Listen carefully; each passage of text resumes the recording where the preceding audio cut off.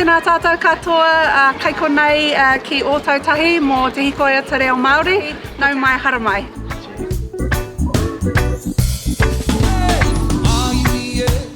Ko tēnei te wiki o Te Reo Māori, te Hīkoi mō te whakanui o Te Reo, mō te whakahāpai o Te Reo. Give people an opportunity to come together and celebrate Te Reo Māori.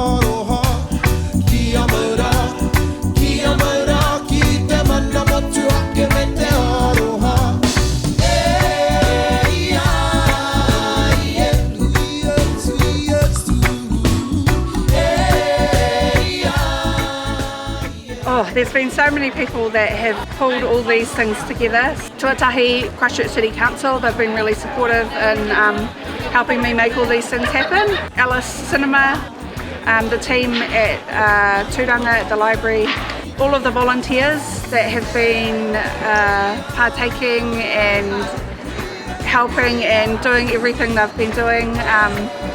Mei kore ake koutou. Ūtahitanga, te taurewhiri o Te Reo Māori, there's so many people who without this it wouldn't have been possible. So really appreciate everybody's support and hopefully we can only get bigger.